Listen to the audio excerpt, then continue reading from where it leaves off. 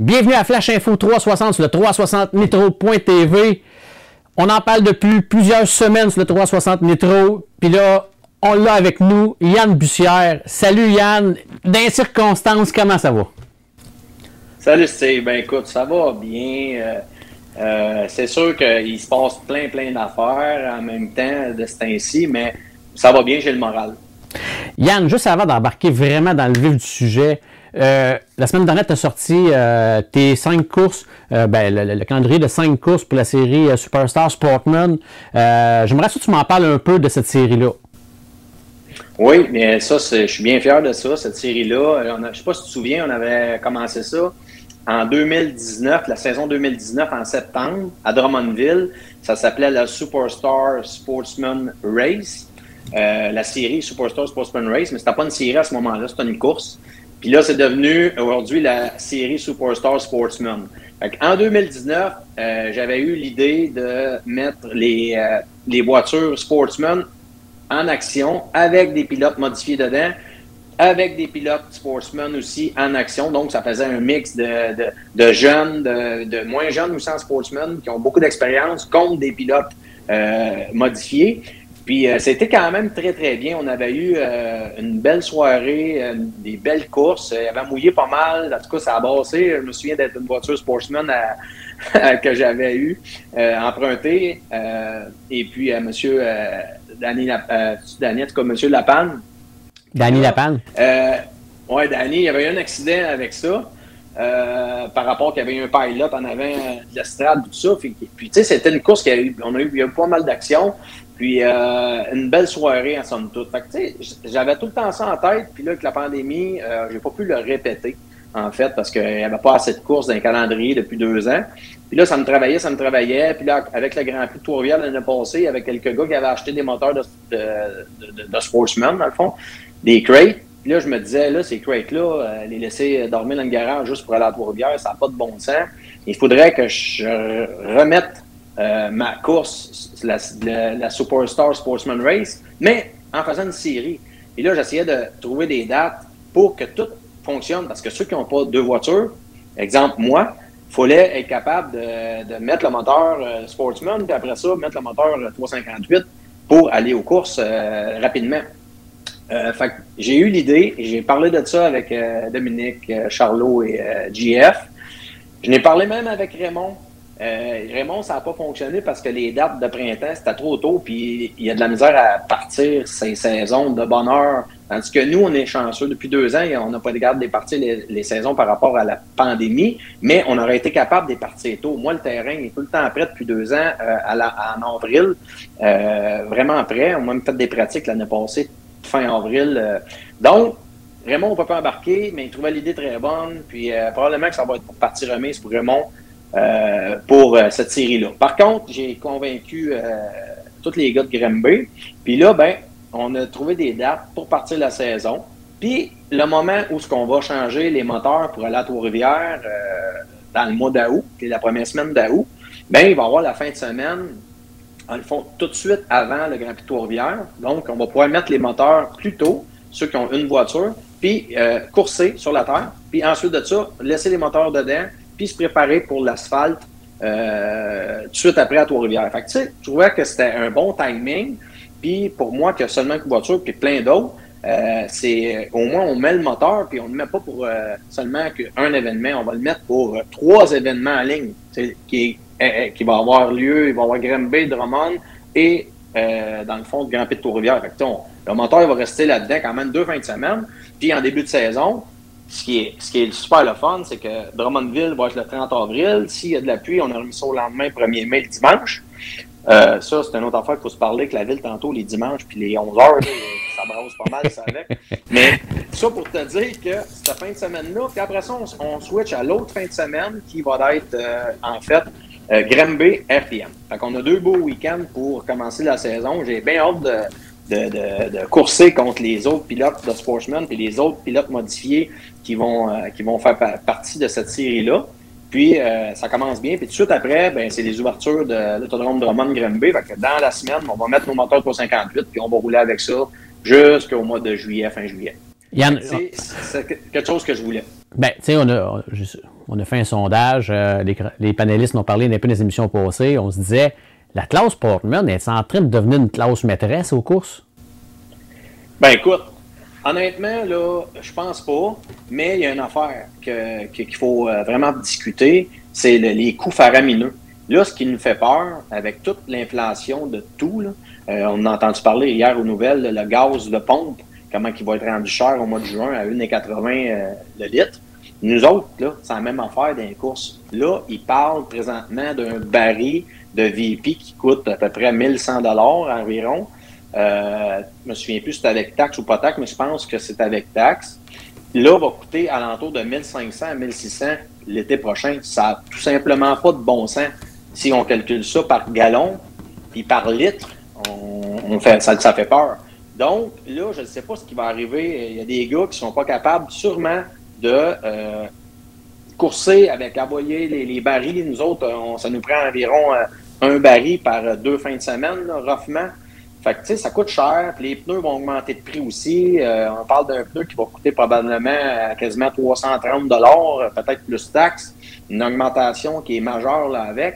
Fait que, tu sais, à un moment donné, je me dis, ça change rien pour les pneus, peut-être un petit peu parce qu'un Sportsman peut modifier, ça l'use peut-être moins par rapport à puissance, mais ça coûte énormément cher par rapport aux inflations de prix de pneus et d'essence seulement. Là, on ne compte rien d'autre que ça aussi. Les autres affaires, une voiture Bicknell, elle a augmenté de 2500 $. Un moteur, même Sportsman, a augmenté de 2500 $. Un moteur de Sportsman 2022, c'est 2500 $ de plus que l'année passée. Fait que c'est toutes des affaires de fou que je me dis à un moment donné, va faire mal à notre sport. Puis tu me demandes si l'avenir, c'est la classe Sportsman. Peut-être que poser la question, c'est la réponse. Parce que, tu sais, à un moment donné, je ne sais pas s'il va en avoir juste 10 qui vont être capables de continuer, puis courser en modifié avec des budgets de 100 000 par année, et plus, je ne sais pas. Moi, de mon côté, c'est sûr et certain qu'il m'en reste pas mal moins à faire que je n'ai de fait. Mais je peux dire une chose, que j'ai pas le goût de payer des barils de gaz à 1500 $ puis des pneus à 330 $. Puis moi, je suis bien organisé, je récupère mes taxes avec ma compagnie de course. Mais il y en a qui ne sont pas, puis les taxes, ils les perdent. Imagine comment que ça va coûter à ces gens-là. C'est toutes ces équipes de course-là, ça coûte une fortune. Donc, c'est sûr que le monde, ils ne veulent pas entendre ça. Ah, non, ça n'a pas d'allure, les sportsmen qui vont devenir une classe majeure dans l'avenir. Ben moi, je vous le dis, ça va peut-être arriver plus vite qu'on pense, mais je ne souhaite pas ça. Mais là, tout augmente, puis peut-être qu'un jour, ça va arriver parce que ça va être pas mal moins coûteux courser en sportsman qu'en modifié. Parce que là, en modifié, c'est déjà cher, mais ça va être encore bien plus cher. Ben, mettons, Yann, tu sais, t'as Yann le pilote, t'as Yann le promoteur, puis mettons, Yann le fan de course. Puis là, moi, je vais m'adresser à Yann le fan de course. Ouais. Est-ce que tu as peur que ça affecte l'estrade, justement, parce que le fan, là, on y a enlevé beaucoup de choses à travers les années. Là, là à revenir en Sportman, est-ce que le bassin dans les pluies va aider à peut-être la perte un peu des estrades, ou tu es confiant que ça ne changera pas grand-chose? Ben, moi, écoute, je vais donner mon opinion là-dessus. C'est sûr que pour le début, oui, ça va changer parce que les gens, c'est la même affaire. À un moment donné, quand il y avait les gros blocs, tout le monde, il y en a eu que ça a fâché, dont toi, que tu étais au bout, puis que ça n'a pas d'allure qu'il n'y ait plus de gros blocs. Puis tu sais, à un moment donné, il fallait y aller selon où ce qu'on était rendu dans le moment, tu sais. Ça évolue, là. Mais c'est pas toi qui as enlevé les gros blocs à Drummond, là. Ben, tu vas pas être choqué après toi parce que c'était avant, dans le temps de Granby avec Bob Gassien, puis après, tu as eu M. Boisvac. Non. Nous autres, quand on est arrivé, moi et Carl, en 2005, dans le fond... il y avait encore des gros blocs? Ben, écoute, de mémoire, nous autres, on voulait... Oui, il y en avait encore des gros blocs. Puis, coursait, je pense, contre les petits blocs. Mais ce qui n'avait pas de sens, c'est qu'il y avait comme beaucoup d'argent dans la même soirée, des gagnants de petits blocs, gros blocs. En tout cas, eux autres, c'était le plan d'affaires, mais qui a foiré parce que c'est pas pour rien qu'ils ont loué la piste à l'autodrome Drummond parce qu'ils perdaient des milliers de dollars. Il n'y avait plus un show dans les estrades. Ça ne marchait plus, les affaires, parce qu'il n'y avait pas un bon modèle d'affaires. Là, nous, moi, Carl, on est arrivé, on a changé ça parce qu'on voulait justement être avec, comme Granby, qui a eu toutes les 358. Ça l'a fâché beaucoup de monde, mais je pense que ça n'a pas été un mauvais move. On voyait très loin à ce moment-là, puis on s'est pas planté. Je pense parce qu'on a fait quand même, c'est ma 18e année cette année en tant que promoteur, puis je pense que ça a super bien été tout le cheminement de tout ça. Mais au début, ça l'avait fâché beaucoup de monde. Ça avait fâché des spectateurs, ça avait fâché des équipes de course. Mais on n'avait pas le choix parce que là, il restait quasiment plus de gros blocs. Puis on s'est habitué, veut pas, on s'est habitué. Hein. Ben oui, puis tu sais, moi, on n'a pas fait ça de mal faire, c'est qu'on voulait avoir notre modèle d'affaires qui était pour être, dans le fond, pour essayer de réussir dans les courses, puis avoir du monde dans les estrades, puis avoir beaucoup de pilotes sur la piste. Mais c'est ça qu'on avait décidé comme avenue, puis je pense pas qu'on s'est planté avec ça. À cette heure, tu me demandes si il y a juste des sportsmen sur la piste, qu'est-ce que ça va faire? Ben, là, c'est sûr qu'en partant, ça serait quand même, je pense, ça ferait mal pour plusieurs, dont moi, parce que, tu sais, moi, je suis un pilote modifié, puis même quand je vais voir des courses à l'extérieur, oui, j'aime bien ça voir un bon show de sportsman, c'est pas vrai que j'aime pas ça, mais j'aime bien ça voir un show de gros bloc ou un show de 358, c'est sûr et certain que... Mais je me dis, quand toutes les vedettes sont dans des moteurs, avec des moteurs de sportsman, exemple, Trois-Rivières, tu sais, Trois-Rivières, là, c'était surprenant, là, on parle des Gauvreau, plein de jeunes là, qui étaient en sportsman, puis que, whoop, ils étaient en modifié, là, parce que, tu sais, on se le cachera pas, Grand Trois-Rivières, le monde là, qui ne connaissent pas ça, ils savent pas que c'est un 358, un sportsman ou un gros bloc, ils connaissent pas ça. Mais ils savent... Faites-y pas connaître les autres, par exemple. Non, ben premièrement, ils ne pourront pas le connaître à Trois-Rivières parce que ça n'aurait pas fonctionné, selon moi, avec des plus gros moteurs. Ça n'aurait pas marché. Sauf que là, ils ont connu ça. Mais tu sais, qu'ils viennent après ça à Drummond ou Granby voir un show de 358, c'est sûr que c'est pas la même affaire. Puis moi, dans le fond, si ça devient éventuellement, probablement que je serai probablement plus promoteur à ce moment-là, mais si ça devient comme ça, le monde, ils vont quand même s'habituer, puis ils vont avoir des méchants bons spectacles parce que toutes les vedettes, ceux qui vont vouloir rester, probablement que ça va faire le ménage aussi dans la classe parce que les vieux de la vieille vont débarquer, puis les nouveaux vont monter, puis ça va faire, ça ne pourra pas être juste une classe sportsman. Il faudrait que ça soit une classe sportsman, mettons, expert, puis sportsman débutant. Il y aura deux modèles de sportsman là-dedans. Sauf que sur le commun des mortels qui va venir voir les shows, qui va regarder ça, ben écoute, c'est sûr et certain que la compétition va être écœurante avec la classe expert, puis les débutants, ben bon. Tu sais, là, déjà, il y a déjà, tout le monde nous dit, ouais, il y a beaucoup de sportsmen, ça paraît plus ça, puis là, on fait un B-main, parce qu'on n'a pas encore assez, tu sais, pour faire une course vraiment débutant, une course vraiment, mettons, plus professionnelle, tu sais, en sportsman. Donc, ça pourrait régler un problème. Ça, c'est tout le temps, on jase.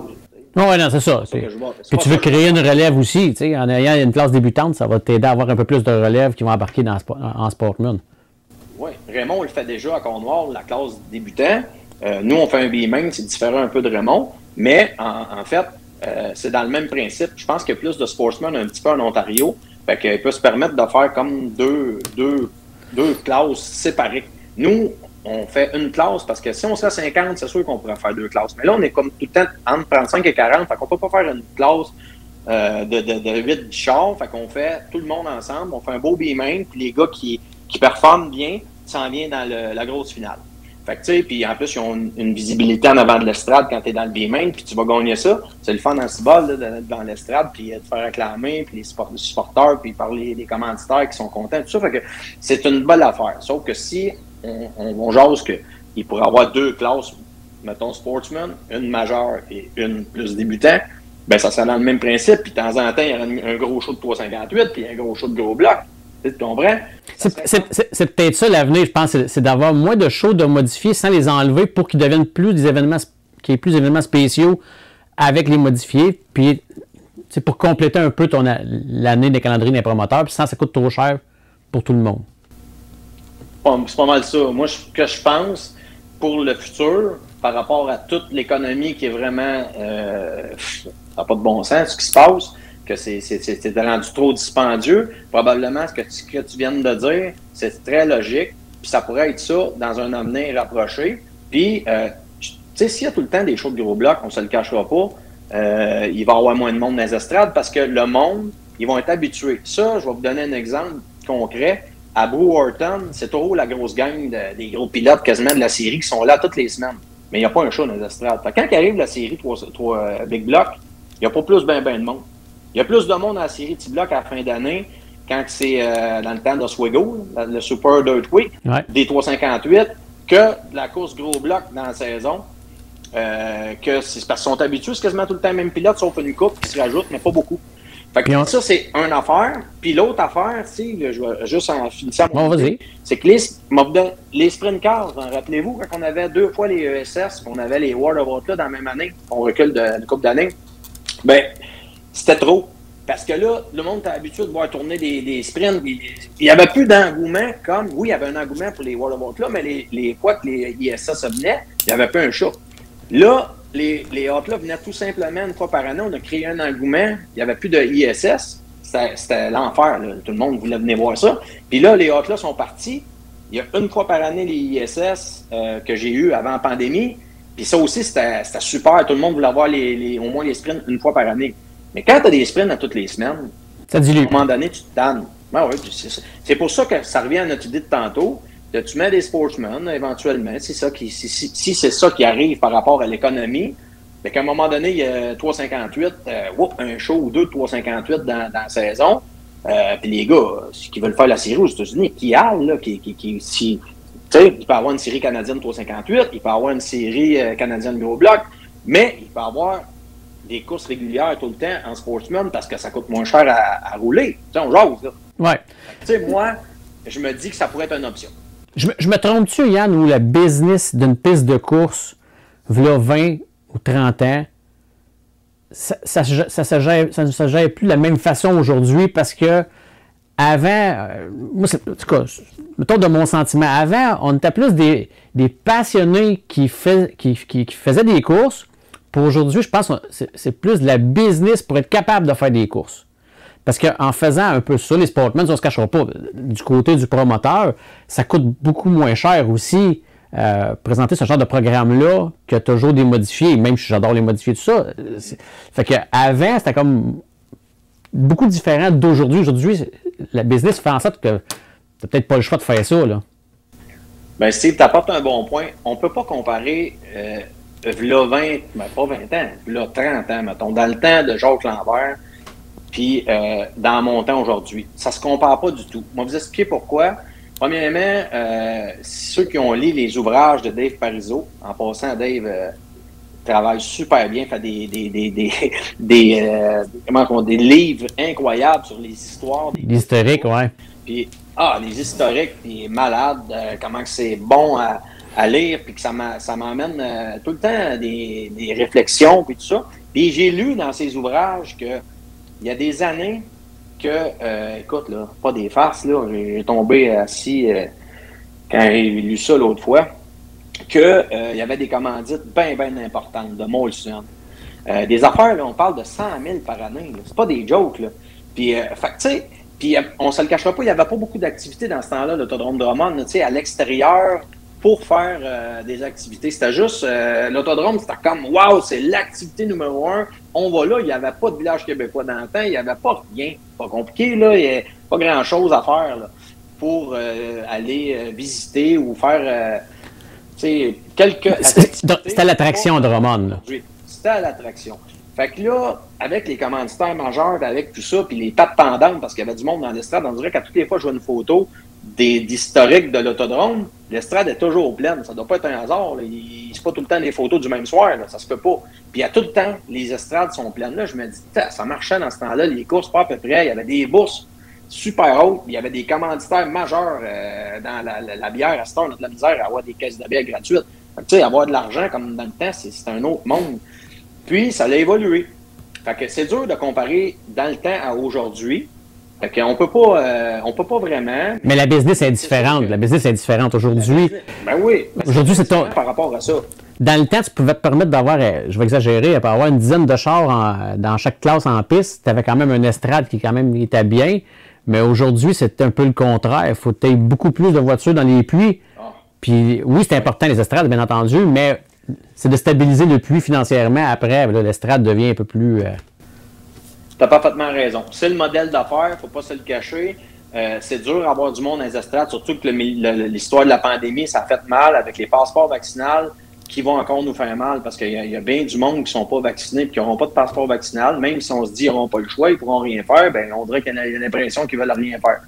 Fait que là, qu'est-ce qui va arriver? L'estrade à baisse de 25-30 %, c'est ça que ça a fait l'année passée. C'est sûr que c'était jeune, le passeport vaccinal en septembre.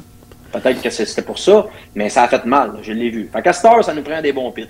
Fait que ça prend plus de classes. C'est pas le choix, là. C'est comme ça. Sinon, ça fonctionne pas. Si on n'a pas un bon pit, exemple, on a 3 classes, avec, mettons, on jase 20 dans chaque classe, qu'il n'y a pas trop de monde qui vienne dans l'équipe, ben c'est le fiasco. On veut avoir à cette heure un bon pit pour être capable de rentabiliser les bourses, parce que les bourses, ça n'a pas baissé, ça, là, en modifié. Là. Tu sais, c'est pas les bourses du temps. Puis comme tu disais tantôt, il y avait bien moins d'autos dans le temps. Les finales modifiées, c'est rare qu'il y avait 30 chars, puis des sportsmen, encore moins, etc. Fait que, tu sais, à ça, on a beaucoup de voitures, fait qu'on a des bourses. On est obligé de donner la première position, aller à 30e quand il y a 30 voitures sur la piste. Fait que ça fait des volumes de bourses qui sont très élevés. Fait que ça prend des bons pits. Puis quand il n'y a pas trop de monde dans les estrades, ça fait mal.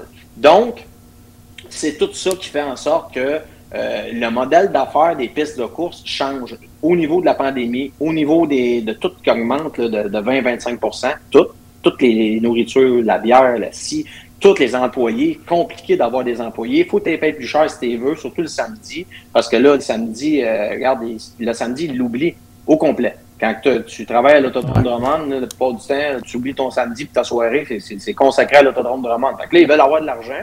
Le bénévole, là, il n'y en a pas. Là. Oubliez ça, des bénévoles, ça n'existe pas ou à peu près pas. Il y a des exceptions, il y en a. D'où la passion du temps, il l'aurait fait pour un hot dog, puis aujourd'hui, ben, regarde. Exemple, Joël Brûlé, ça n'était un passionné qui a travaillé bénévole à l'Autodrome de Drummond. Je vous le dis, là, ça c'est rare. Mais c'est pas grave, je comprends tout ça, puis je reproche pas ça. C'est que c'est plus cher, puis les payes d'une soirée coûtent énormément cher pour avoir tout ce monde-là au poste, surtout avec l'année passée, c'était fou, avec la sécurité, là. Il fallait avoir de la sécurité partout, parce que la pandémie et la santé publique nous l'exigeait, fait que ça coûtait juste de sécurité 2000 par soir. Avant, ça ne coûtait rien, à peu près rien, tu sais, quelques gars, puis mais là, c'était fou, on n'avait pas le choix, puis tout ça. Puis je sais pas encore qu'est-ce qui va se passer en 2022. Fait que tu sais, ça devient de plus en plus dur à gérer, de plus en plus coûteux. Puis là, ben, qui paye pour ça? Ben, c'est les spectateurs, c'est les coureurs, tout ça, parce que tout coûte plus cher. C'est pas compliqué, mais c'est de même dans tous les secteurs, pas juste de course. Là. Yann, tantôt, on a parlé un peu des événements. L'année passée, tu nous as dit qu'on avait des lunettes roses quand on parlait des gros blocs. Ouais. Tu ne devais pas trop être déçu de ta première soirée gros bloc l'année passée? Ben honnêtement... D'après moi, tu as été surpris.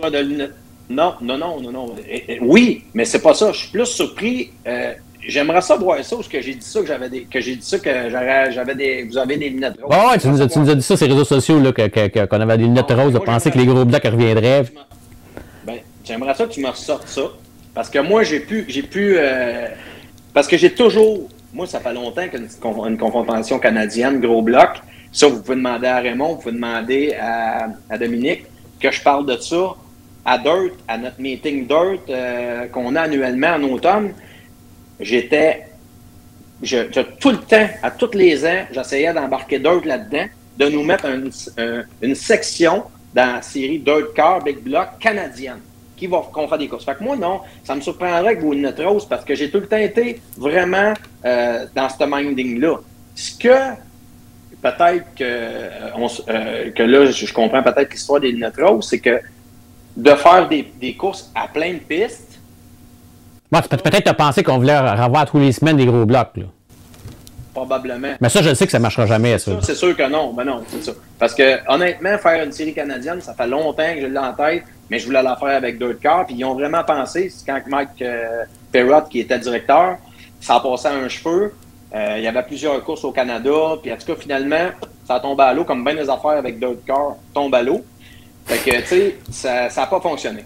Fait que là, mais par contre, nous, on l'a fait l'année passée. Puis on le savait, là, on ne savait pas comment il y aurait de monde. Les estrades, ça, je te l'avoue, parce que premièrement, une des premiers événements à Drummondville, puis même au Québec, c'était...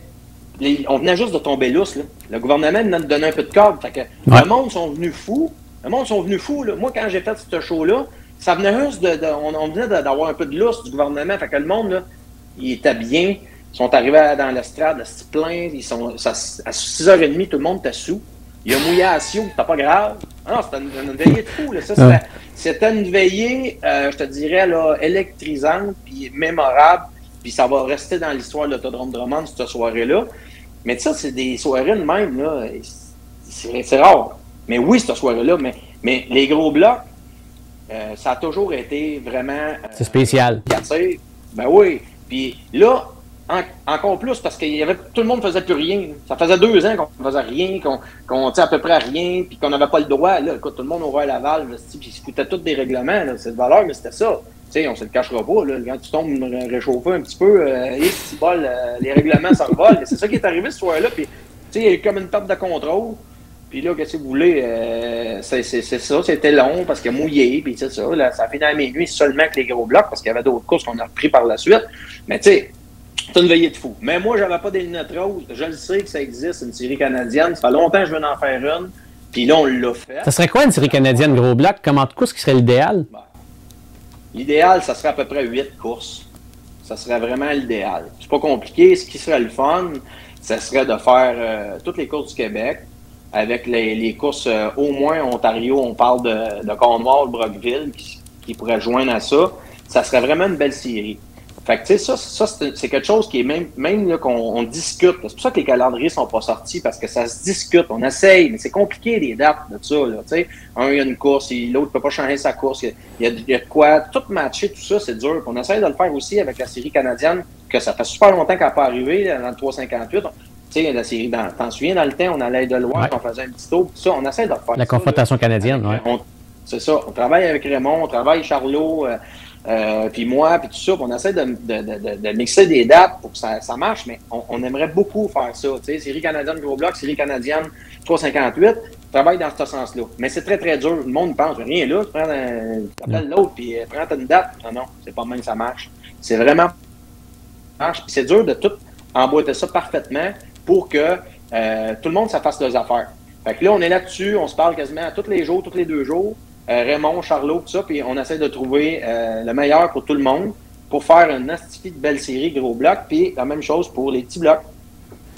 Yann, justement, tu as dit que tu as essayé de parler à Dirt, la série canadienne gros blocs, puis ci, puis ça, puis bon, ça n'a jamais marché. Justement, je veux t'en parler de Dirt. Cette année, tu as décidé de tomber indépendant. Granby a annoncé que c'était un NASCAR. Ça vient-tu compliquer les affaires ou ça ne changera absolument rien pour toi, Drummond? Ça ne change rien pour le moment que, mettons, j'ai mis Dirt sur pause, mais ça ne change absolument rien pour ce qui est des règlements, pour ce qui est des courses avec Granby, RPM, Cornwall. Raymond aussi, il va probablement être en pause. Après ça, il a choisi la direction de Dominique de NASCAR. C'est son choix. Moi, c'est trop incertain. Tout est incertain avec l'Autodrome Drummond. Fait que ça ne me tente pas de m'embarquer là-dedans pour peut-être une année. Ça ne me tente pas. Fait que j'ai décidé de mettre ça en pause. On va quand même faire des belles choses.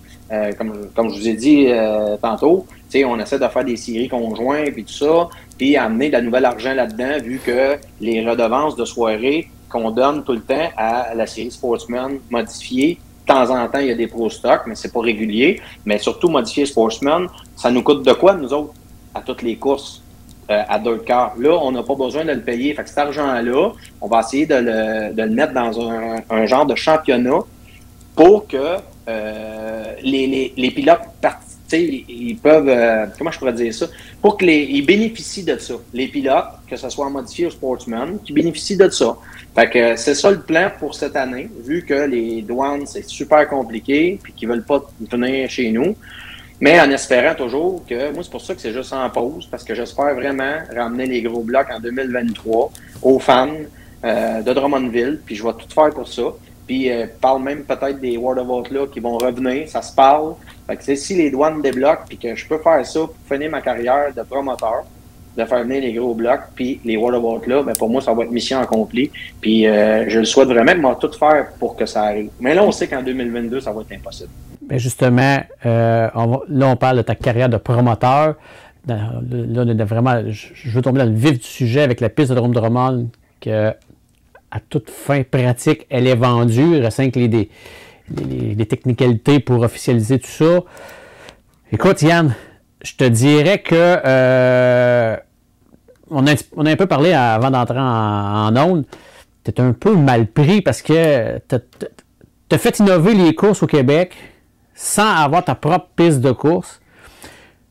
Les alentours ont suivi un peu ton modèle pour le côté spectaculaire des courses. C'est plus l'artifice, puis ça. Bon, puis là, ce qui est dommage, c'est que la piste va probablement être vendue. Puis là, celui qui a mis les courses à la map, puis je suis pas rien de le dire, tu as mis les courses à la map au Québec, tu as emmené ça dans un autre niveau. Puis là, tu vas te retrouver, c'est peut-être toi qui vas te retrouver les mains vides avec ce que tu as peut-être emmené au Québec. Là. Ben, écoute, c'est sûr que j'ai pensé à tout ça, honnêtement, Steve. Il y a eu des hauts et des bas là, depuis l'annonce de la vente de l'autodrome Drummond. Tu sais, moi, là, en fait, c'est mon gagne-pain, c'est ma vie. Moi, là, ça fait 18 ans cette saison. Là. Fait que, tu sais, j'ai gagné ma vie avec l'autodrome Drummond en partie. J'ai d'autres choses, tu sais, bien des investissements, etc. Je suis dans plein de petites choses, mais l'autodrome Drummond, c'était la chose principale, puis ce que j'aime le plus. C'est ma passion. On est chanceux de faire ce qu'on aime, travailler, puis gagner sa vie en même temps, puis courser en plus. Fait que, tu sais, moi, c'était tout comme tout un tout. C'était ma job, les courses, tu sais, dans toutes les sphères. Puis là, ben, quand ils ont annoncé ça, j'ai paniqué un petit peu sur le coup. Parce que, tu sais, veux pas, l'incertitude de l'avenir. Moi, je vais avoir 50 ans en septembre, là, cette année. Fait que là, je me dis, voyons, je pensais que ça serait juste la pandémie qui pouvait me faire que la chaîne débarque. Mais là, c'est pas juste ça. Là. C'est la mise en vente de l'autodrome. La chaîne, elle débarque encore. Fait que, tu sais, c'est tough de ce niveau-là, mais tu sais, je suis un gars positif, je suis un gars qui peut faire n'importe quoi. J'ai tout le temps travaillé à mon compte toute ma vie, même avant l'autodrome, tout ça. Fait que, tu sais, je le sais que je vais faire d'autres choses. Puis j'espère, c'est ça, la seule affaire que je me dis, ça va être encore dans les courses, parce que c'est ça que j'aime. C'est ma passion, puis pas juste de courir, là, de préparer les courses, d'organiser des événements, de justement organiser des séries, essayer que tout ça marche ensemble, puis de voir le monde, les spectateurs, autant les coureurs, les spectateurs triper dans des soirées que j'ai organisées, ben moi, ça m'allume.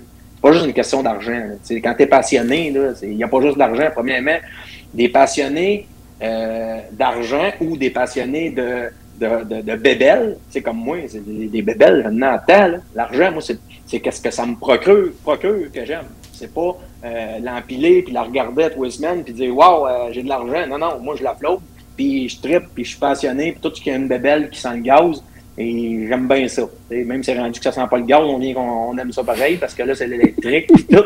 Fait que, c'est sûr que là, ça m'a ébranlé. Le vrai mot, c'est ça. Ça m'a ébranlé, mais j'ai retombé sur mes pattes assez rapidement. Puis je me dis, regarde, s'il reste un an pour l'autodrome Drummond, ben il restera un an. Qu'est-ce que vous voulez que je dise? J'ai pas de contrôle là-dessus. Par contre, si les nouveaux propriétaires, on va le savoir bientôt, je vais être fixé bientôt, puis ils vont me le dire, là, qu'est-ce qu'ils font vraiment avec ce terrain-là? Est-ce qu'ils s'assisent sur le pied carré, puis dans le fond, ils font augmenter le prix du pied carré? Parce qu'au prix qu'ils payent, c'est pas un deal, là. Pas de deal là. Tout le monde est d'accord là-dessus. J'ai parlé avec tous les gars de construction de la ville de Drummondville, les plus gros. Ils me disent tous que c'est surévalué, que c'est trop cher, puis tout le monde n'en revient pas qu'il y a une offre d'achat assez élevée. Donc, regarde, le gars, s'il achète ça, puis que tout de suite, il opère ça, je vais être le plus surpris, comme tous les professionnels qui font ça, ce métier-là. Donc, à ce moment-là, ben, il va me rester quelques années, le temps que la personne ait ses permis. J'imagine qu'elle ne me mettra pas dehors, elle va vouloir avoir mon loyer pendant, j'imagine, une couple d'années, peut-être 2-3 ans, le temps qu'il se revient de bord, puis que là, il commence à opérer le site. Sauf que, peut-être qu'ils vont me dire aussi, Yann, c'est tout des si, là, on essaie de penser à tous les scénarios, peut-être qu'ils vont me dire, hey Yann, nous autres, on n'est pas pressés, on vient d'acheter ça, on a payé ça cher, on veut laisser ça justement encore fructifier en pied carré, ça va le plus cher, fait que tu sais, on va te l'allouer. Tu sais, ça peut être toutes des possibilités. C'est pour ça que je vous dis que je ne le sais pas. La seule affaire que je sais, c'est que je fais 2022, puis après ça, je ne le sais pas. Mais moi, le savoir rapidement. Ça serait le fun de le savoir rapidement parce qu'en même temps, si c'est la dernière, puis écoute, ouais. Je sais que tu vas faire ton marketing autour de ça, ça serait la tournée d'adieu de l'autodrome Drummond. Fait que au moins, tu aurais ça serait plate d'arriver à la fin de l'année prochaine, dire il n'y a plus de course, c'est fini. Tu n'auras pas pu faire ta dernière année. Ça a été ma crainte au début. Quand ils ont mis ça à vendre, je me suis dit, voyons donc, ça finira pas de même, ça n'a pas de bon sens. Ouais. Si on peut pas finir ça comme ça. Ça m'avait rentré dedans. Là. Pendant une semaine, là, j'ai mal filé. Je me disais, si, ça peut pas finir plus croche comme ça. Puis là, on venait juste de mettre en plus l'éclairage. Ça m'a coûté une fortune, même si on a des programmes avec Hydro-Québec. Ça a coûté une fortune, cette histoire-là. N'importe qui s'est compté un peu. Il n'y a plus une lumière qui existe à part du LED. Même le pit, l'estrade, le parking, tout, ça a coûté quand même cher. Mais moi, ils m'ont jamais dit ça qu'ils vendraient. Fait que j'aurais jamais fait ça en septembre, là. Fou d'une poche, là. Je suis pas si innocent que ça. J'aurais pas pris d'argent pour mettre là. On aurait laissé les vieilles lumières, puis ça mettait les vieilles 1000 watts, puis ça aurait fini là. Mais là, je le savais pas. Fait que là, tout ça, ça m'a brossé un peu. J'ai un gros capital là-bas, dans l'autodrome de Drummond, on ne se le cachera pas. J'ai au moins 500 000 là-dedans. Tu sais, par rapport à tout ce que j'ai investi là, la glaise, les réparations, les loges, les clôtures, les lumières, tout mon stock, le tableau indicateur, le strat du pit, c'est moi qui l'avais fait dans le temps. Sans parler de l'estrade neuve, que ça a coûté une fortune puis que j'ai pas été tout à fait payé, en tout cas, à sa juste valeur pour ça par les propriétaires. Fait que tout ça ensemble, j'ai un gros capital là, puis ça me faisait vraiment mal de voir ça, là, du coup, annoncé à vendre, puis que moi, j'ai pas eu le temps de me revirer de bord, etc. Fait que là, j'ai passé par-dessus ça. Je suis pas rancunier. Je suis un gars qui est capable de faire face à j'ai affronté bien des affaires dans ma vie, puis ça va être une de plus. Puis je me dis, l'avenir, à date, elle a été super le fun pour moi, toute ma vie jusqu'à maintenant. Tous mes projets que j'ai faits, il y en a qui n'ont pas marché, il y en a qui ont marché, mais je m'en ai trop bien sorti. Fait que là, je me dis, ça va être probablement pareil. L'autodrome, si je suis là, je vais probablement faire d'autres choses. Il y a probablement du monde qui vont m'offrir de quoi, mais comme je vous ai dit tout à l'heure, c'est un gars qui travaille pour lui-même. J'ai tout le temps. Tu parles un peu comme un gars tranquillement qui est en train de tourner la page. Écoute, j'ai pas le choix de penser au plan B. J'ai pas le choix. Moi en fait, j'ai déjà, dans ma tête, pensé à un plan B, puis C même. Je suis rendu au plan C. Mais le plan de A, comme je vous ai dit tantôt, je me suis pas caché, ça va dépendre des nouveaux propriétaires, qu'est-ce qui va se passer avec ça. Puis en parlant de nouveaux propriétaires, c'est pas fait encore. Quand tu fais une offre d'achat, il y a bien des affaires à vérifier. Là, moi, j'ai été débarré pas, puis l'arpenteur, il y a bien des affaires à vérifier. Ça veut pas dire que la vente va se concrétiser. L'ordre d'achat est posé, le deal est gelé, là. Mais ça veut pas dire que c'est vendu. Puis c'est long, des fois, avant que ça se vende. Puis peut-être qu'ils vont changer d'idée entre-temps. Peu importe. Si ça se vend, je l'ai dit tantôt, ça va dépendre du propriétaire qui va acheter ce qu'il veut. Puis là, on va te fixer. Mais là, je sais pas. Je sais pas. Je suis dans l'incertitude. Puis l'incertitude, ça fait en sorte que, à un moment donné, je sais pas où tu t'en vas. Mais là, je sais que je vais faire 2022, je vais me concentrer là-dessus. Puis on verra après, là. Surtout que je le sais, vous allez être les premiers. Question à rafale, vite de même. Tu as essayé d'acheter Saint-Guillaume? Honnêtement, oui. Honnêtement, j'ai parlé, je te dirais, aussitôt que j'ai su que l'autodrome Drummond était en vente, j'ai comme fait un téléphone pour savoir ce qu'il en était. Mais tu sais, il y avait déjà du monde dans la discussion, fait que j'ai pas insisté, puis je me suis tassé. Ça a fini là. Même pas dire à Junior Pouliot, garde même mon nom en dessous si ça marche pas celle-là, mettons. Junior, il sait. J'ai pas besoin de dire. Il sait, écoute bien, Junior, on parlait d'autodrome, là, on comparait l'autodrome au Forum de Montréal, c'est que lui, il trippe en mort quand il vient chez nous, puis avec sa gang, puis que c'est l'enfer, puis lui, quand je lui ai dit que c'était pour être à vendre, là, il l'a vu en même temps que tout le monde, il capotait, ça se peut pas. Voyons, un monument de même, ça se peut pas. Oui, mais tout se peut, à cette heure, on le sait. Fait que lui, il sait. Fait que si jamais il vend pas, il va bien sûrement m'appeler. Mais, tu sais, ça faisait partie des plans, mais là, des plans qu'on a mis cochés, c'est plus bon. Fait que là, après ça, il y a eu un autre plan. Il y a eu le plan sa mère que j'ai rêvé à ça dans une nuit. Je me disais, ouais, peut-être, là, mais tu sais. Puis là, je me disais, arrêtez de penser à ça. On va commencer par savoir ce qui va se passer à Drummond. Puis après ça, là, je me creuserai la tête, tu sais. Mais, parce que quand tu te mets... Ouais, vas-y, excuse. Ça se fait-tu repartir une piste à zéro? Ce que je veux dire, mettons, t'as spoté un terrain, une place, tu prends les installations de Drummond, t'amènes ça là, ou c'est épouvantablement, ça coûterait trop cher, là? C'est pas rien que ça coûte trop cher, c'est qu'il n'y a pas une ville, un village qui va accepter des courses en 2022. C'est comme ceux qui sont là, c'est des droits acquis. L'autodrome Drummond a un droit acquis jusqu'en 2067. 100 ans. Ça, là, c'est des affaires encore à Dave Parizeau que j'ai vu ça. Ça a été signé à la ville de Drummondville, 100 ans, jusqu'en 2067, droit acquis. Fait que, tu sais, l'autodrome, là, elle a encore du millage à faire, là. On n'est pas rendu en 2077.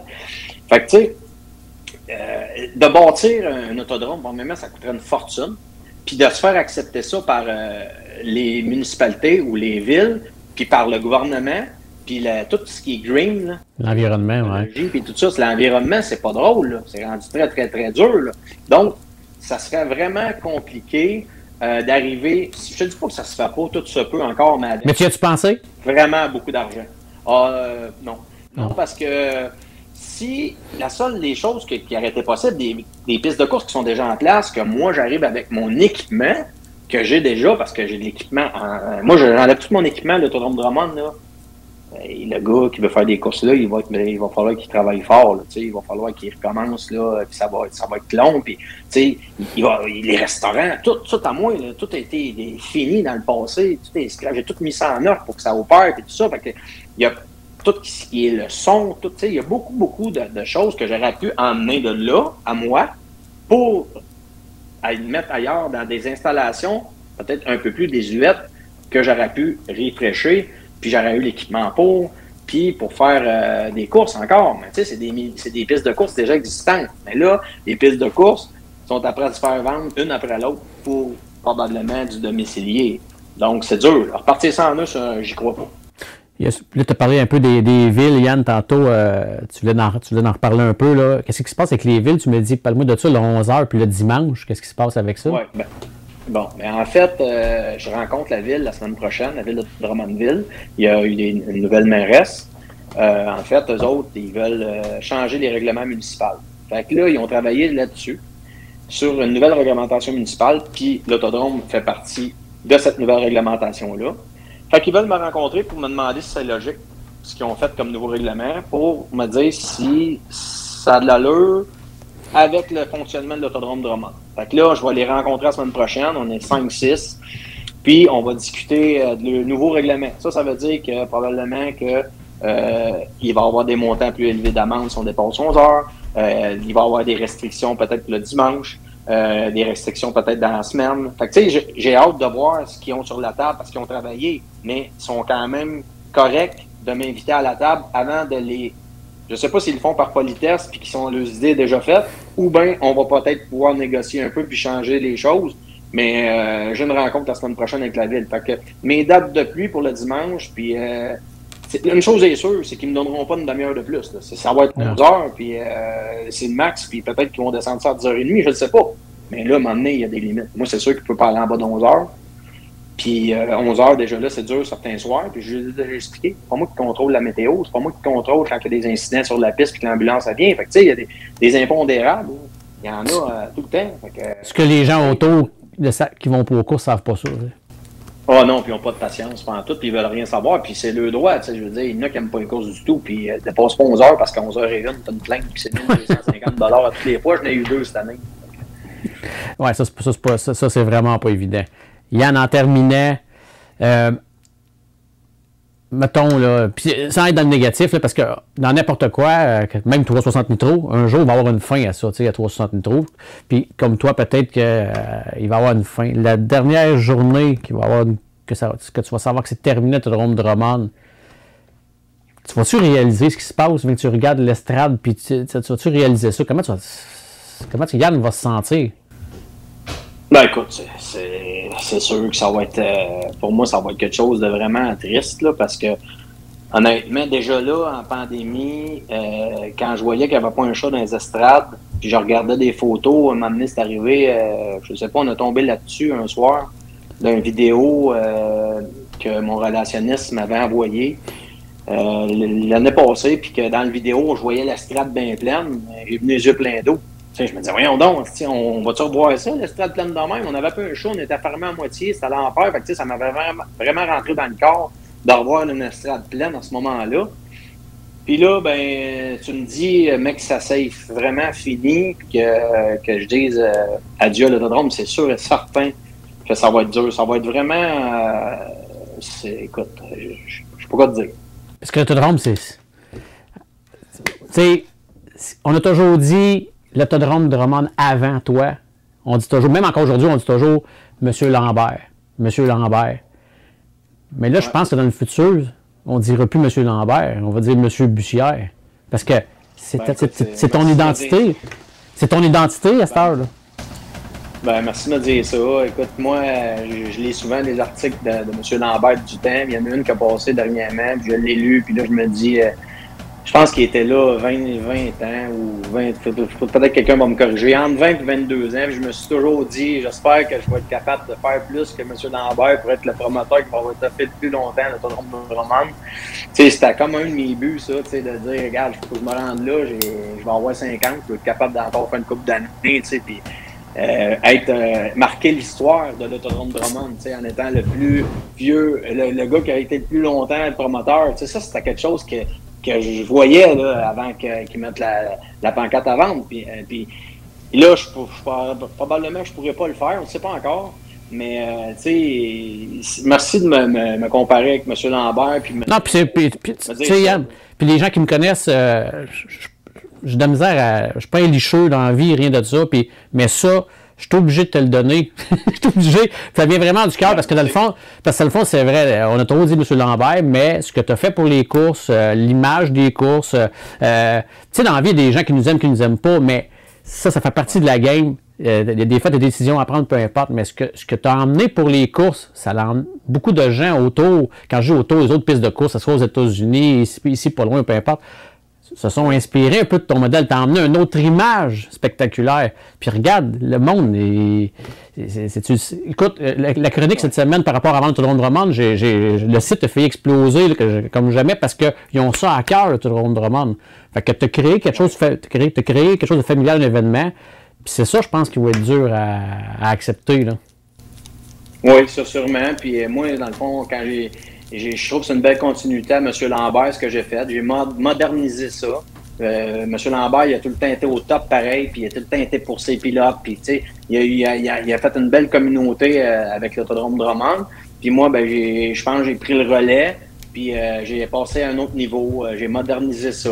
Oui, c'est vrai, là, c'est le fun que, tu sais, quand tu vois le World Final à Charlotte, qu'à un moment donné, il n'y avait rien là, puis là, whoop, un moment donné, on a vu des feux d'artifice apparaître, mais c'est après nous, tu sais. Fait que un gars comme Breton, il le dit haut et fort, qui prend mes idées quand il fait ses shows aux États, tu sais. Mais moi, comment je pourrais dire ça? J'adore ça, fait que c'est ma vie, mon métier. Fait que j'essaie tout le temps de trouver des nouvelles idées. Puis là, maintenant, on a fait le tour.